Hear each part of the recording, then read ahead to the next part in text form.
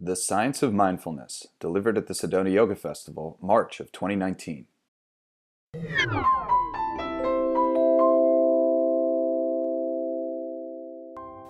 So, the Science of Mindfulness at a yoga festival. This is the first time I'm presenting this information at a yoga festival. So most of the time I give this talk, and it's called Harmonize Your Body for Optimal Human Performance. And I'm teaching the CEOs and the business owners, right, about mindfulness in the workplace, because I think that's a really important thing. And when I ask this question, I'm going to get a very different response. But how many people in this room have a regular meditation practice?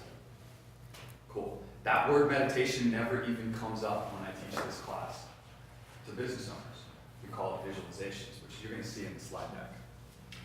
So let me introduce myself. My name is Craig Goldberg, and I own and operate with my business partner Dominic, who's sitting here in the back, a company called Holistic Health Science. And we make and manufacture vibroacoustic technology, which basically means we use sound and vibration to aid in a lot of the mental states that we're getting to today. And what's particularly interesting to me is what's actually happening when we close our eyes, right? Why is it so powerful for us to meditate, or to visualize, or to just take a couple minutes and slow down and relax? And I'm going to share with you today a correlation of data. I'm going to share with you today some new information that you really haven't seen before. And we're going to talk a lot about the science. We're going to talk a lot about the benefits of what it means to close your eyes, and whether you call it a formal meditation practice, or you're really just taking a time out from your family, from the day-to-day task list. I'm going to tell you today it's really all the same thing. And it's super, super easy to sit down and meditate. I'm going to show you a bunch of different resources that you can look at today. And that's really the implementable techniques.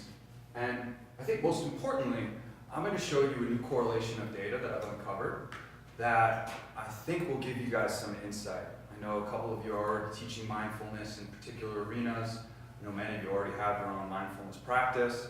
So what I think this is going to do is help you to explain to other folks that might not, or for the folks that are in the room that don't have a regular practice, this might be a reason for you to create and to establish that practice. So let's start with a visualization exercise. That sound good? All right. I know we got fluorescent lights on, but we're going to do this anyway. So what I want you to do is simply just sit up straight, whatever comfortable position you can be in, but you do want your spine to be as straight as it can possibly be. And I want you to close your eyes. I have some music that's playing. This is, you're going to have a hard time hearing it. I'm going to close the door. Science of Mindfulness. Come on in. We're starting the first meditation. Yes, yes. You coming in? We can have two people here. Here we go. You just need to sit down. You don't need a yoga mat. All right, we're going to start over. We're going to reset. Not completely. Well, we'll wait for everybody to get settled so there are no distractions, and we'll go from there. So if you're just joining us, there's no movement. Sit, get comfortable, and welcome. Thanks, everybody. My name's Craig. By the way, if you guys have questions, we'll have a Q&A. We'll have plenty of time to talk about in-depth anything here that you really want to cover. So for those that just arrived, we're about to drop into a little meditation and a visualization exercise. So if you can sit comfortably, get your back erect, you don't need to be, you can even lay down if you want. Get as comfortable as you possibly can. And please close your eyes. And for the next few minutes, I just want you to listen to my voice, and I want you to listen to the music. The music you're listening to are tones that are created by a gentleman by the name of Torquay G in LA. Usually it's projected through a loud system. But these tones are designed to induce a different brainwave state, which we're going to talk about. And I want everybody to take a nice deep cleansing breath in through the nose, holding at the top like this. And exhale toxins out through the mouth. One more time, deep cleansing breath in through the nose. Exhale toxins out through the mouth. Continue breathing just like that. Deep cleansing breath in through the nose. Exhale toxins out through the mouth. As you continue breathing, I want you to go to your happy place. And I'm going to outline that for you. I want you to visualize yourself in a grassy field. Maybe you're at the beach. You're all alone. If that's scary, you have somebody with you. I want you to look around your environment. Maybe there's a nice soft breeze blowing across the back of your legs. Deep cleansing breath in through the nose. Hold. Exhale toxins out through the mouth. What sounds do you hear? Maybe there's a bird chirping in the background. That wind's blowing through the grass or a tree. If you're at the beach, you hear the waves crashing. Deep cleansing breath in through the nose. Hold. Exhale toxins out through the mouth. You can feel the ground beneath you. Maybe your feet are in the grass. Feet are in the sand. Feeling Mother Earth beneath you. Sit in that space for a moment. Deep cleansing breath in through the nose. Hold. Exhale toxins out through the mouth.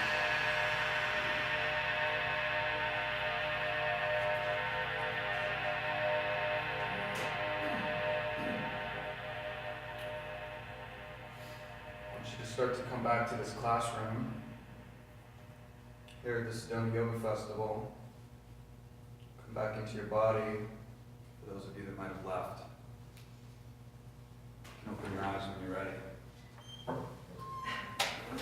How was that? Simple, easy. A few deep breaths, visualizing a nice happy place. Hello, welcome. Thank you.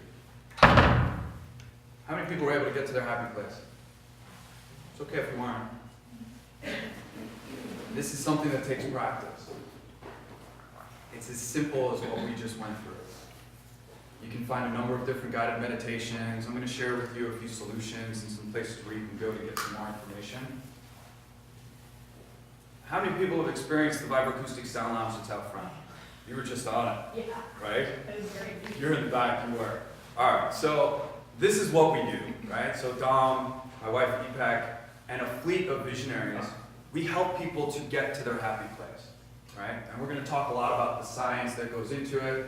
My talk really isn't about our technology, it's about what you can do to get to that place all on your own and how important it is to get to that place. But more importantly, for the last 2.5 years, Dom and myself and our fleet of distributors and visionaries have been looking into the very science that we're going to talk about today.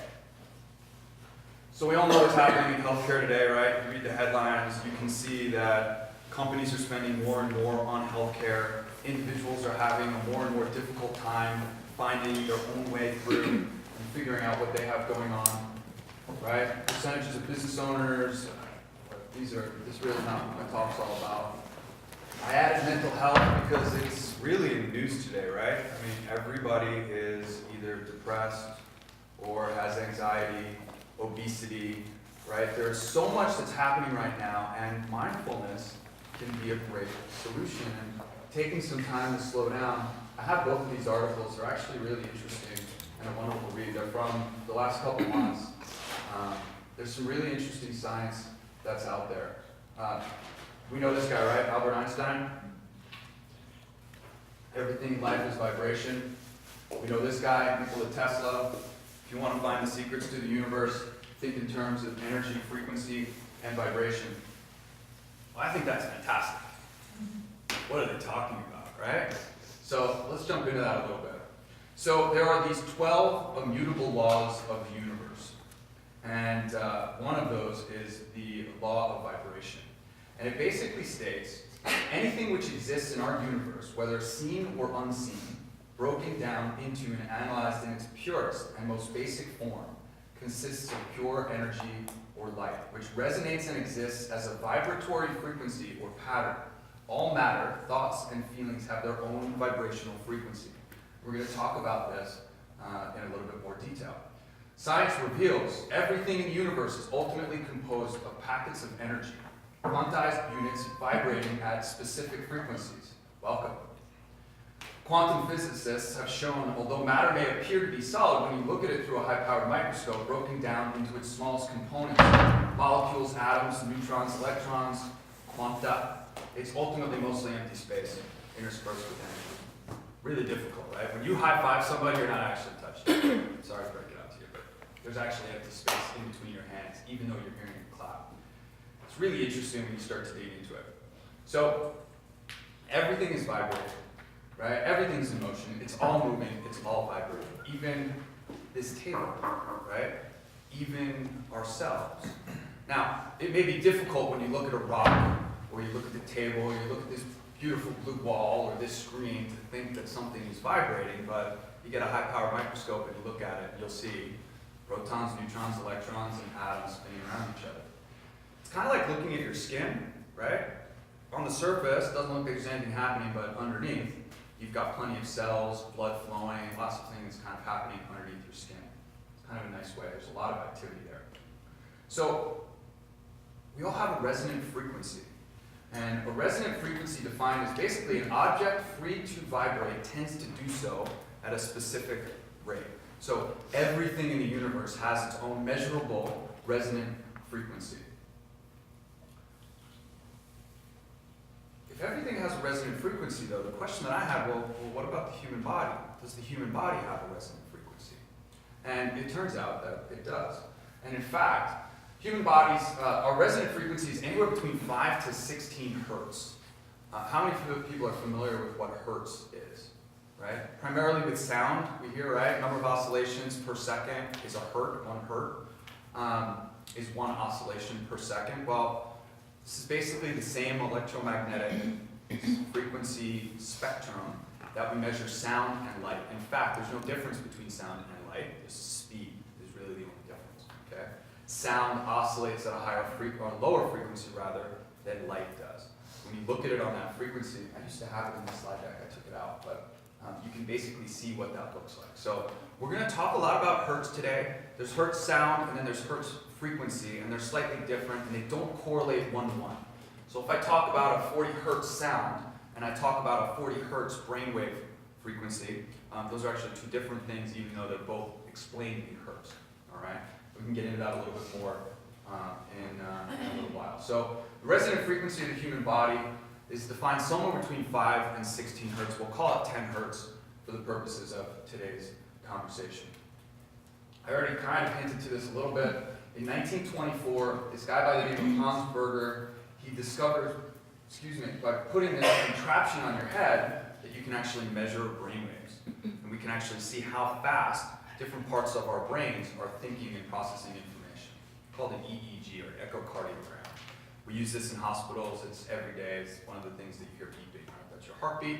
It can also do the same thing for your brainwaves. And we've worked with this here at Holistic Health Science. You basically take like a swim cap, and you put it on your head. It's got 19 points on it. Those 19 points are connected to a computer screen, and you can then see how different parts of your brain are operating. At any one given time, when we're, say, sitting here listening to me speak, all different parts of your brain are firing. Other parts of your brain are completely dormant. Nothing's happening. Right? When you go into meditation, you can see other things that are happening in your brain. When you're in a conversation, when you're listening to music. We've done all this testing and all this science you can actually find readily available on the internet. The chances are your favorite activity, somebody's connected an echocardiogram to their head and done it and seen what's happening while they're doing it. So use your imagination. There's probably a lot of science that's already out there. I welcome you to take a look at it. He basically, in 1924, discovered the brainwave. Right? They wanted to call it the Berger wave. And he said, no, that's not what we're going to do. Let's just call it the brainwave. And he started to name it alpha, beta, theta, delta, and gamma are the 5 brainwaves that we know. Yes, people can come in and people can enjoy. Hello, welcome. Science of Mindfulness, you're here. Come on in. So we really wanted something more generic, and that's when they used an alphabet-based nomenclature, using the very same thing. So many of you are probably already familiar with these brainwaves, but we'll jump into them nonetheless. A gamma brainwave is the inside wave, and it's measured above 40 hertz. A beta brainwave is the waking consciousness and reasoning wave, and this is where we are right now. Our eyes are open, we're processing information around us. Most of us walk around every day in beta. Many of us that have trouble sleeping, or that have trouble meditating, or slowing down our mind, are stuck in beta, right? If you can't turn off that task list, that to-do list, you can't stop thinking about the things you need to do, your brain is stuck in a beta brainwave state. Slightly slower than a beta brainwave state is an alpha brainwave state, 7.5 to 14 hertz. And really, even when you look at these definitions, different scientists actually define these brainwave states in different brackets. So, and they vary slightly, but not dramatically. An alpha brainwave state is the deep relaxation wave. Alpha is kind of that target that we're looking for, right? Remember, the resonant frequency for the body is 10 hertz.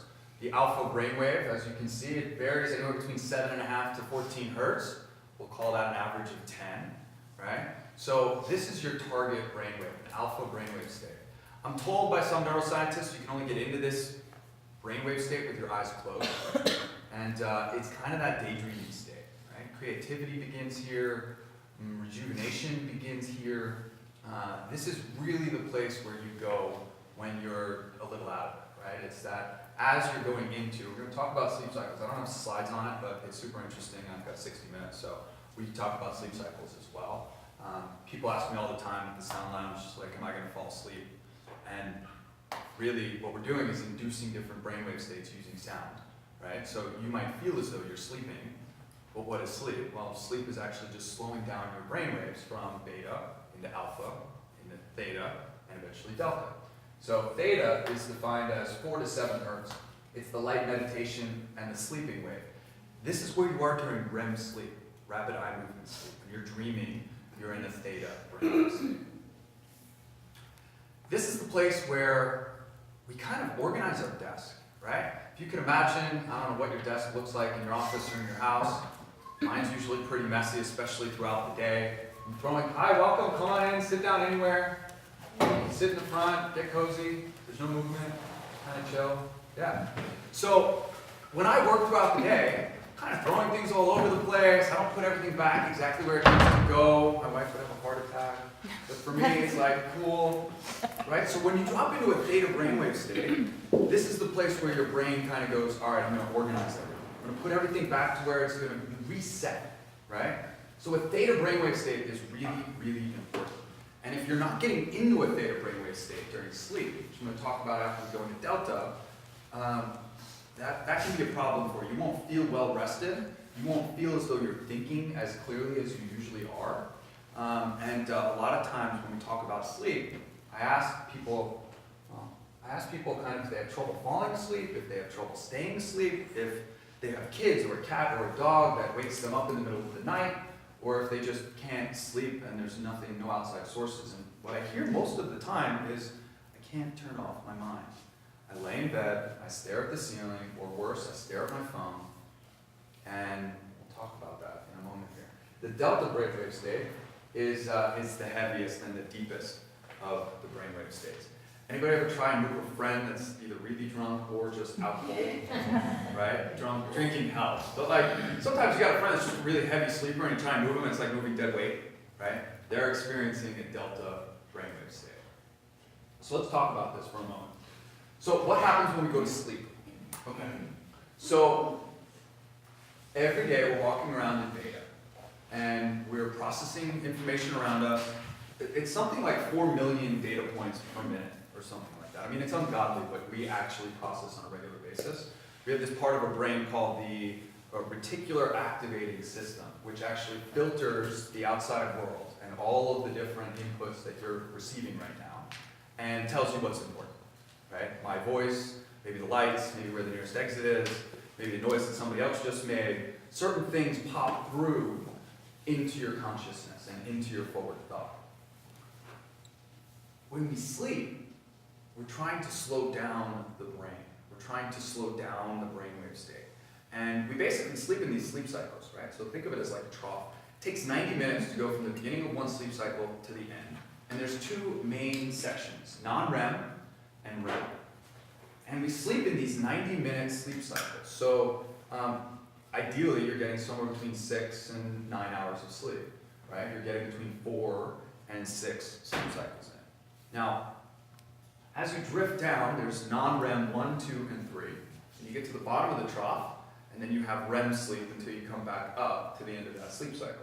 With each consecutive sleep cycle, you get more and more REM sleep. So in the beginning, that 90 minutes might be 45 and 45. And on your second sleep cycle, it might be 30 and whatever the other side of that is, right? And little by little, you're getting more and more theta. So for the people that we work with and we consult with about sleep, if you're not staying asleep, you might not be getting into theta in the first place, and you might not be getting enough theta if you're constantly waking up and then resetting back to your original sleep cycle, right? So I think it's really good information when we really understand what's actually happening. The target brainwave state is actually theta, and that's when we're in REM sleep. If you do dream, you're in that brainwave state. Any questions on that? Sleep's, I know, a big topic. What about delta then? So delta is the deepest of the brainwave states, and often you'll drift out of theta and into delta for a few moments. So what happens in non-REM 1, 2, and 3 is the body is preparing itself for sleep. So when you're in sleep, you don't have any motor skills. The body turns off your motor skills. That happens in non-REM 3. And in non-REM 2, it turns off your senses. So you're not hearing, feeling, smelling. You're not really interacting with the outside world anymore.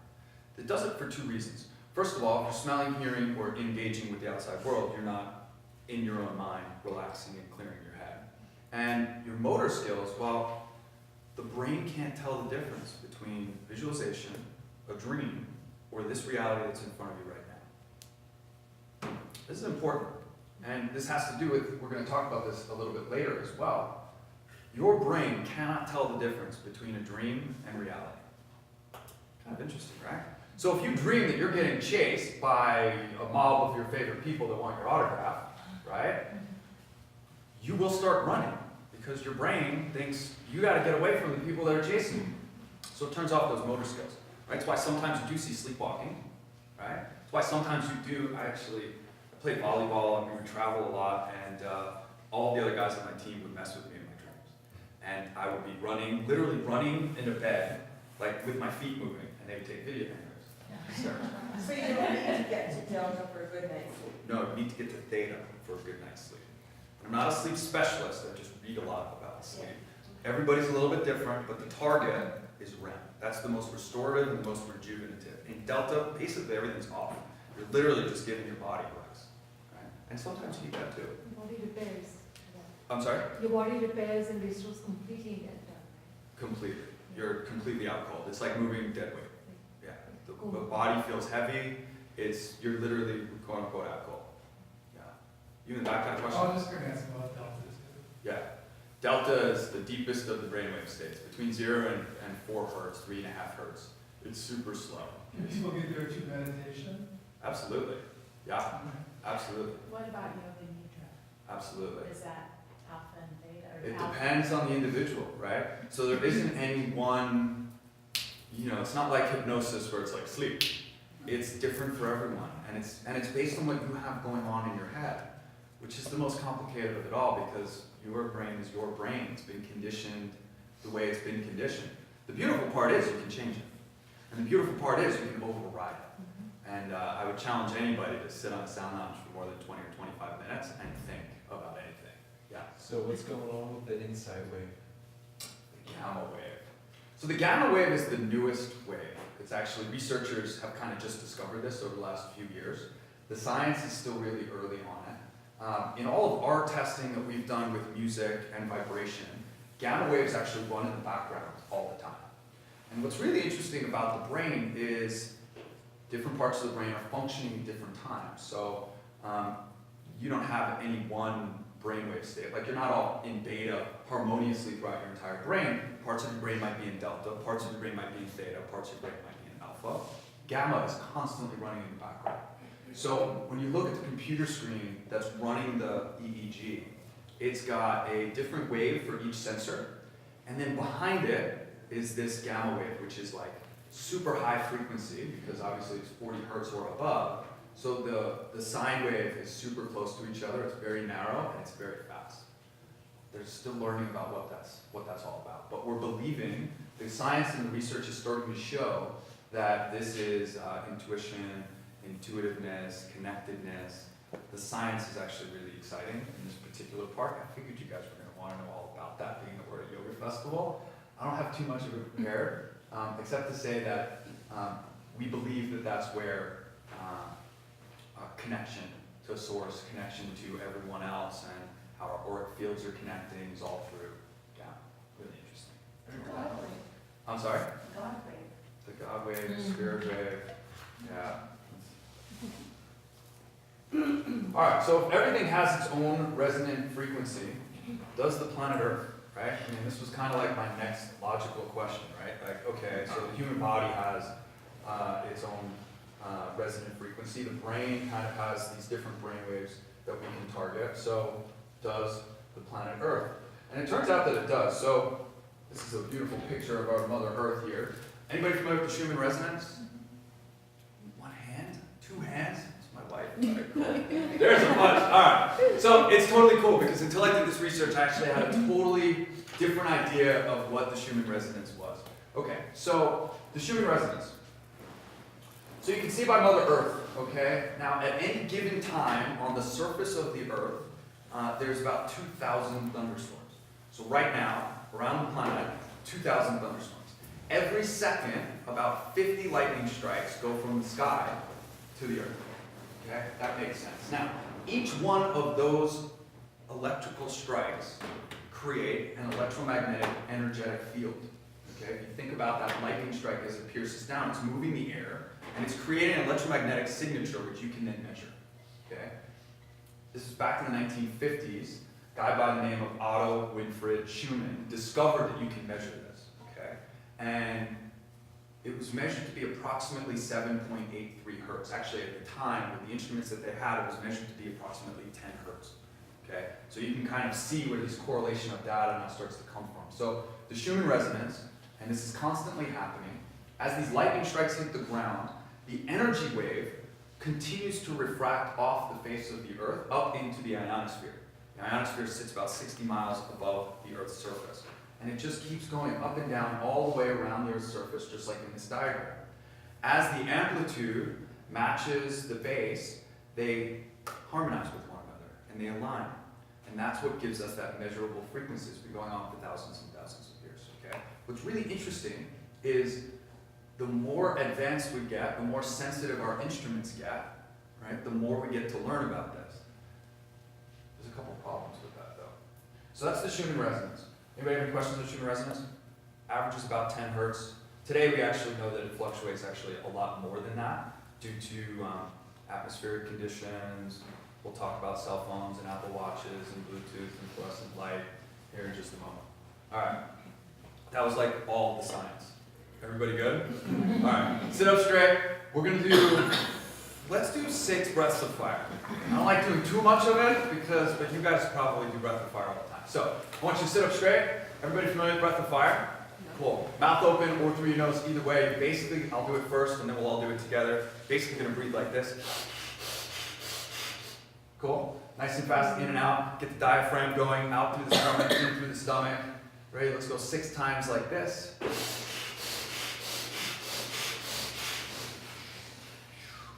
Get a little blood flowing. I like it. Right? In the middle, just kind of relieve stress a little bit. You want to do a couple more? Yeah. Yeah, let's do a couple more. All right, ready?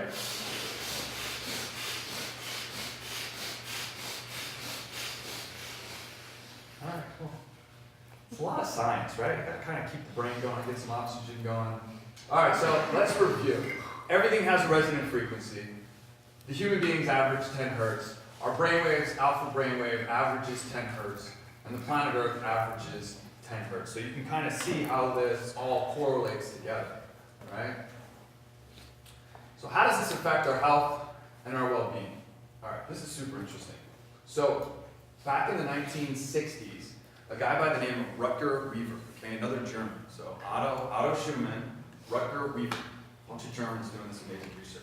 So this guy basically says, well, I want to study what's happening with the Schumann resonance. I want to understand how the body is affected by the Schumann resonance. So he starts to put together this study, which ran for, I think, 4 or 5 years. And he asked a bunch of his students, he was teaching at university, only men, particularly in this study, and he went to an old World War II bunker. And he basically realized that this bunker was void of 2 things. Natural light, so you were no longer affected by your circadian rhythm, which is a totally different conversation, and we can talk about that after, and the Schumann resonance. So this particular bunker was void of the Schumann resonance. So we wanted to see what happened. So for 4 weeks at a time, he would bring his male students by volunteer into this bunker, and he would watch them. And what happened was actually pretty astonishing. Every single one of them got sick, had some type of delusional feeling, had some type of disorientation, didn't know where they were, what was going on. They would all get headaches. Does this sound familiar, right? These are some of really common feelings that we have today. And every now and again, and completely at random, he would introduce what's called a Schumann resonator. It's basically a little device, you put it in the corner, you don't hear it or see it, but it emits the Schumann resonance into the room. And like magic, all of their symptoms went away every time he turned on. The science is actually pretty amazing. Okay, so this is how important the Schumann resonance is to the human body, to our character, to how we think, and to how we see. 10 hertz. So important and so powerful. Okay, so studies on the Schumann resonance. Over the past 25 years, the Schumann resonance has actually been less and less measurable.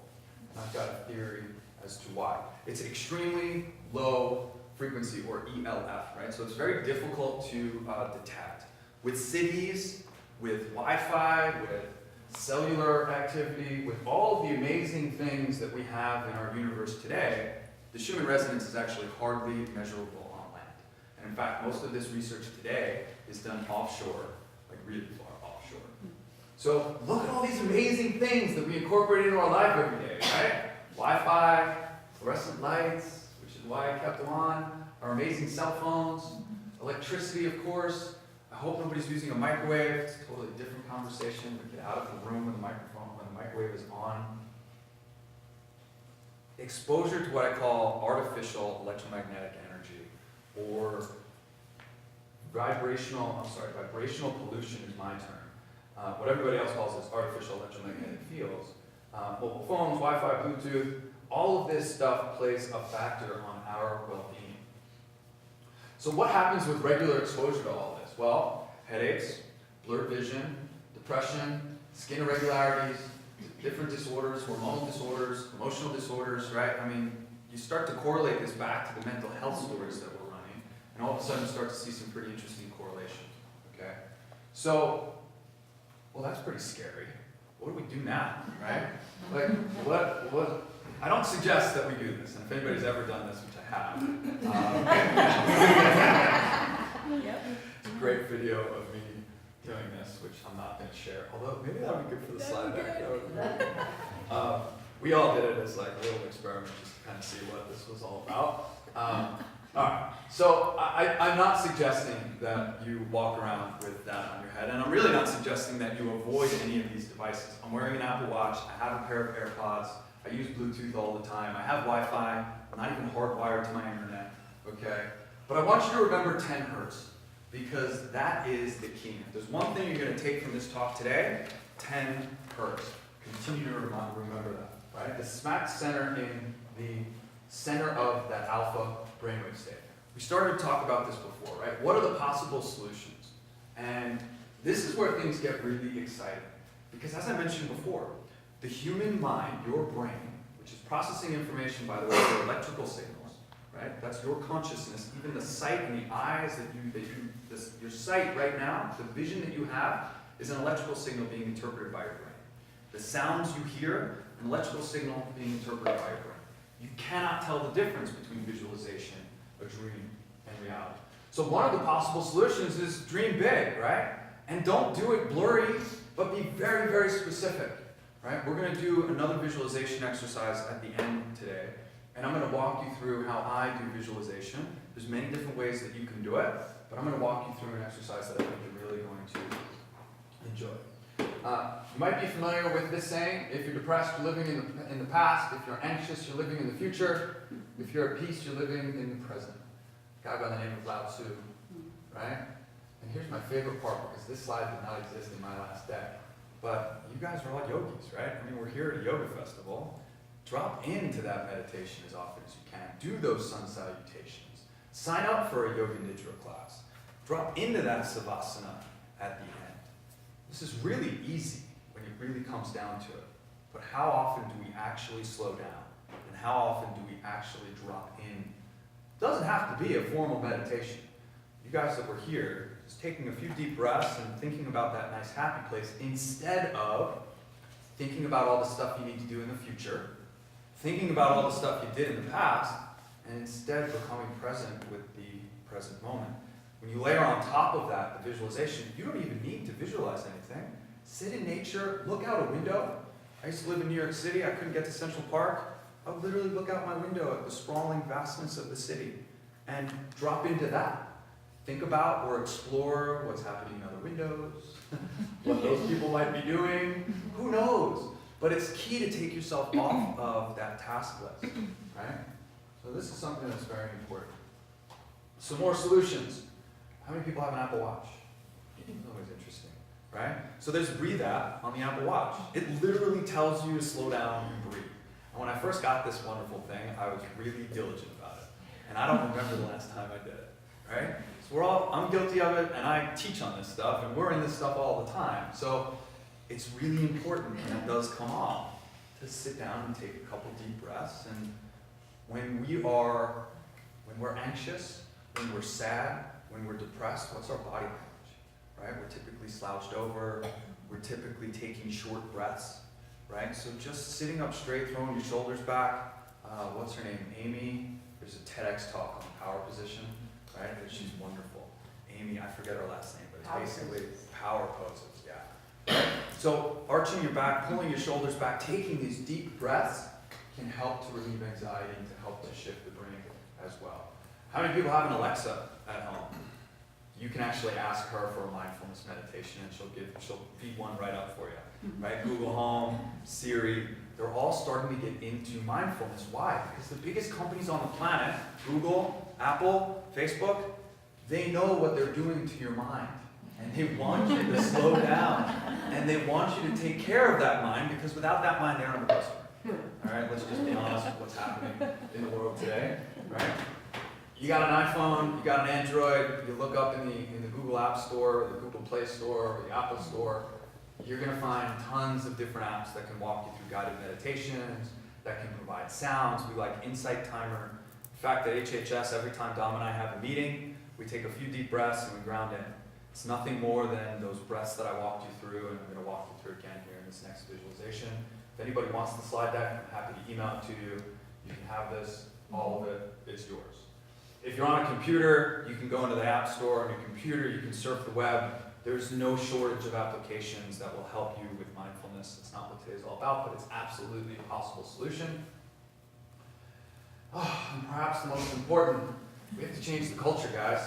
We have to make it socially acceptable for us to close our eyes and relax. Now, when I teach this class in business, okay, I ask business owners, by a show of hands, is it culturally acceptable for an executive or anybody to go into their office, turn off the lights, close their eyes in the middle of the workday, and take a few deep breaths? I think the last time I did this was in a room of 500 people. 2 people raised their hand. 2 people, okay? Of those 2 people, they found us at the sound lounge where we were set up, and he was like, no, my team knows.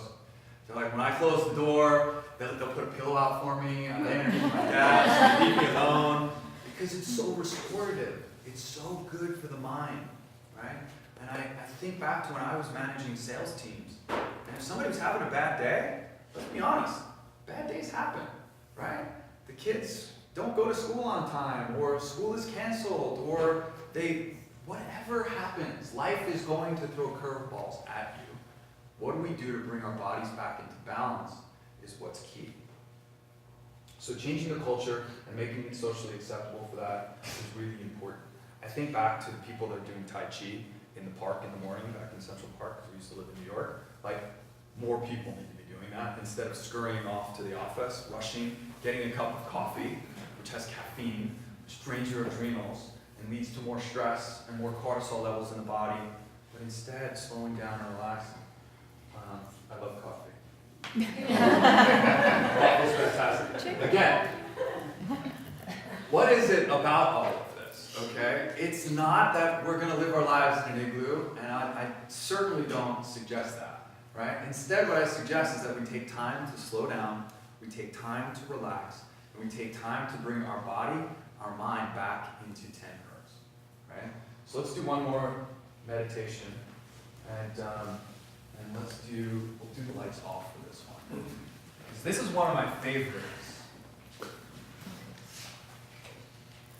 One of my absolute favorites. So, get comfortable. There's no right way to do this, by the way. There's no wrong way to do this. You're not supposed to be doing anything. You're not supposed to be doing anything. If you want to lay down, you can absolutely lay down. Yeah. I'm going to play a little bit of music. Again, by Torben G.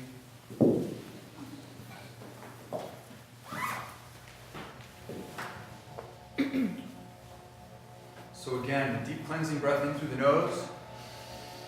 Hold. Exhale toxins out through the mouth. Yes. One more deep cleansing breath in through the nose. Hold. Exhale toxins out through the mouth. Continue breathing just like that. Deep cleansing breath in through the nose. Exhale toxins out through the mouth. This time I want you to think about your goals, your aspirations, where you want to be in life. Another deep cleansing breath in through the nose. Hold. Exhale toxins out through the mouth. Pick one goal in particular. Think about that goal. Think about the end point. Deep cleansing breath in through the nose. Exhale toxins out through the mouth. Instead of thinking about that goal like it's someplace you're not, I want you to step into the success. Deep cleansing breath in through the nose. Exhale toxins out through the mouth. You've arrived. You've succeeded. This goal is achieved. Deep cleansing breath in through the nose. Exhale toxins out through the mouth. What does it look like once you've achieved your goal? What does it feel like to have arrived? Deep cleansing breath in through the nose. Exhale toxins out through the mouth. Sit in that abundance. Let it pulse through every cell in your body. Deep cleansing breath in through the nose. Exhale toxins out through the mouth. So you're sitting behind that desk. You're sitting in that truck. You're surrounded by the family that you want to be surrounded by, and you're celebrating. Deep cleansing breath in through the nose. Exhale toxins out through the mouth. You pick up the phone to call somebody, to tell them of your success. What do you say? Who do you call? Walk through that conversation with another deep cleansing breath in through the nose. Exhale toxins out through the mouth. You sit back, you look around, and you think, I'm ready for more. Deep cleansing breath in through the nose. Exhale toxins out through the mouth. As you come back into your body, back into this realm, back into this world. The building creaks around us.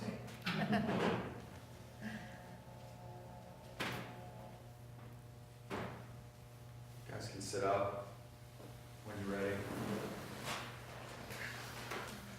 I'm not going to turn the lights back on. I know what that feels like. How was that? Right? Okay, so what do? We train our brain. through a simple visualization practice, we told our brain what to think about and focus on achievement. Now, what's the key in that abundance exercise? The key is that you stepped into it. The key is that you didn't look at it like it was something you want to achieve, but instead, you stepped into it. Two most powerful words in the English language are? I am. Yes, that was my wife. I am. Because whatever you say after it, you are. Really powerful. So once you step into it, and you've achieved it, and you've realized it, you're actually reprogramming your brain. You're actually reprogramming your subconscious mind to work towards this while you're focused on whatever gets through that articulate, right? What did I say? Reticular Yes, reticular activating system. I don't know why that's so difficult for me to remember. Anyhow, so when you're focused on life, your subconscious mind will actually drift towards your goals. That's why visualization is so important.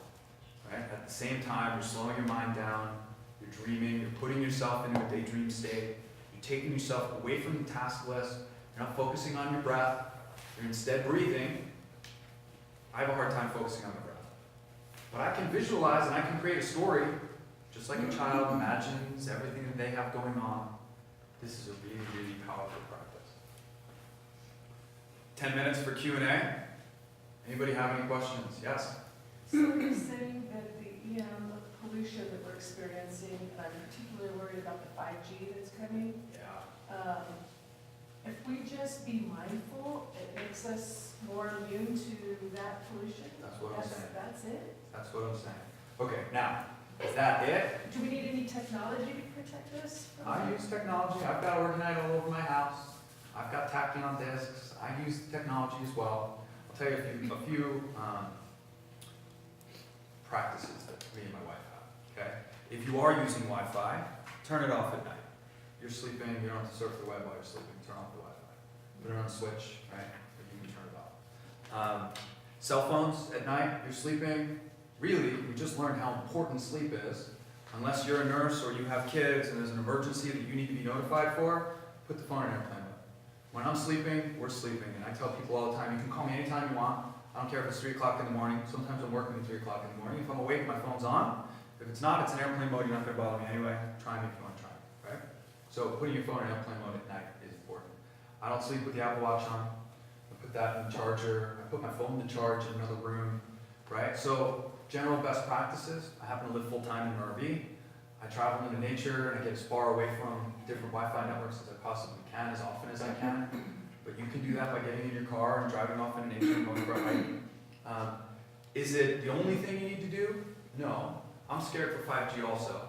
But I'm also excited about all the benefits that 5G is going to bring. Right? So it's this balance. I happen to think 50 years from now we're going to look back on the current technologies that we use and kind of laugh at the ridiculousness of using it. But we haven't discovered the technologies that aren't going to negatively impact the body. And I don't trust the cell phone networks and cell phone companies to do the research that they need to on what these waves are doing to our bodies, right? And I dig into that science quite a bit, especially 5G.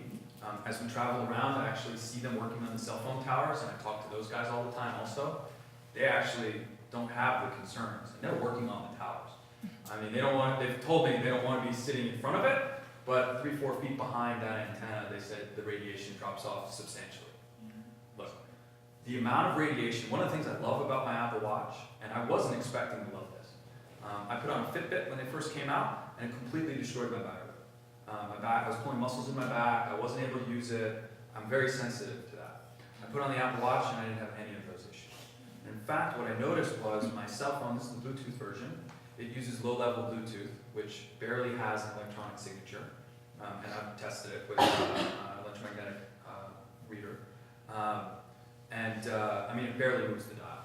And what I found is that my cell phone, since I have the Apple Watch, is more often further away from me than it would usually be, because I want the messages, but I get everything through my Apple Watch. So the real problem is the pinging of the cell phone tower, which is miles away instead of 30 feet away like Bluetooth. And Bluetooth would have a hard time going through this wall, right? Whereas cell phone can absolutely power through that wall. Does that help? It's not the only thing you can do. This is one of the things. What did you say you had all over your house? I'm sorry? You said you had some kind of. Organite. Organite. what is Organite. So you can probably find it outside. In fact, I know, what's the The gentleman's vendor name? next to us. That's right next to has us, Chris, I think. some. He has Organite. Organite is a composite resin, and it emits orgone energy, which vibrates at a higher vibration than cell phones and everything else. Right? Again, it's all about frequency. It's all about vibration. Pain in the body, by the way, is one of the lowest vibrations. So it's one of the reasons why our sound lounge is so powerful. Right? It's antispasmodic. It helps the body to relax, and it overrides the pain receptors in the body as well. It's all vibration. Other questions? Yeah. You said very early something about the alpha state and eyes closed. Yes. But what about when you're doing things like Tai Chi and Qigong and Yeah. standing postures and yoga where you really need your eyes open? Yeah. Are you saying you can't ever get into that state? I'm not saying it's indefinite. In fact, when I talk with different neuroscientists, some will say you can only get there when your eyes are closed. Others will say that you can get there in a meditative state. When your eyes are open, here's my theory on it personally, Mm-hmm. and it's a theory. But when your eyes are open, you're processing that much more information. Light. Right? You've got light that's hitting the back of your eyes and telling you to be awake. It's different triggers to me in the brain. I think it'd be really interesting to test it, and it would be really easy to test it, right? You take a baseline with an EEG, eyes open, go into Tai Chi. I don't know Tai Chi personally. It's on my list of things that I want to learn. So it would be interesting. There are some neuroscientists that tell me, no, you can absolutely get into that. And others that say, no, you can only get there when your eyes are closed. I believe it's different when you're doing meditative tasks, right? I believe it's different in yoga. I believe it's different in Tai Chi, especially when you're moving energy with that much intention. That becomes really powerful. Your thoughts can absolutely override all of the external factors. In the back. Do you know of a good map of the United States or even a global map that has the Schumann resonance measures in different locations? It's really hard to measure, actually. When you go, if you search Schumann resonance and current science, you can find it. If you send me an email, I can send you the pages that I use to research my talk. All of the current research shows that it's not measurable on land, and that it's actually only measurable offshore, where there isn't all of this vibrational pollution or these artificial electromagnetic fields. I would imagine if you get into the wider open parts of the country, which we spend a lot of time there, it's really quite peaceful and beautiful. I would imagine with today's technology you can probably measure it there, but again, it's not the exact field of my study. But you can find, there are groups that actually monitor this on a regular basis at various points around the world and watch it fluctuate and try and draw correlations as to why it's fluctuating based on what's happening in the world at that particular time. Solar flares, I mean, there's so many different things that impact that atmosphere. It's really interesting stuff when you dive into it. Yes? Could you talk about the circadian rhythm? Sure. Circadian rhythm. So we have a biorhythm in the body. It's a circadian rhythm. Where to begin on circadian rhythm?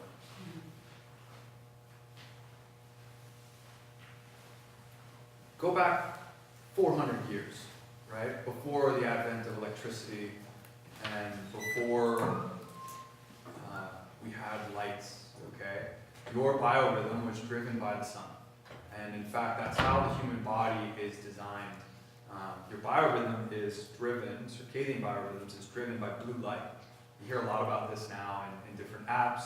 If you have an iPhone or a MacBook or a Mac product, they have night shift, which actually pulls out the blue hue. I highly recommend you use that, set it to work from sunrise to sunset, the maximum amount. You still have some coming off the screen, but until the advent of electricity, we were driven by sunlight. And at night, your body says, okay, there's no more light, I'm going to start to slow down. And today, what happens when the sun goes down? Well, we turn on the lights. Fluorescent lights, a blue light, incandescent light, it doesn't matter. You've got fire, okay? Which candle light is actually the best light that you can have at night for your circadian rhythm, to maintain your circadian rhythm, but it's still light. So you're still tricking your brain. It's one of the reasons why people have trouble sleeping, right? Especially if you're using your screen. Or if you're staring at this, which you guys need to stare at, it's either that or that, I'm sorry. Can we make that go away? No. So even if you're, maybe that's a little better, maybe not, anyway. So at night and light. So at night, it's best to turn your screen off. When people tell me they have trouble sleeping and they just sit there on their phone, you're only making it worse. You're literally training your brain to be awake and stimulating yourself with light. It actually is better to sit there and walk through that breathing exercise that we just went through if you're having trouble sleeping. So circadian rhythms are a really tricky thing, and we often get it out of sync. It's one of the reasons why it's really good to do your exercise in the morning, because you wake your body up when the natural light is waking your body up. A little bit on circadian rhythms. We're getting close to 10 o'clock, so if anybody needs to excuse themselves and get to another class, by all means, thank you very much. I really appreciate it. I'm happy to answer more questions.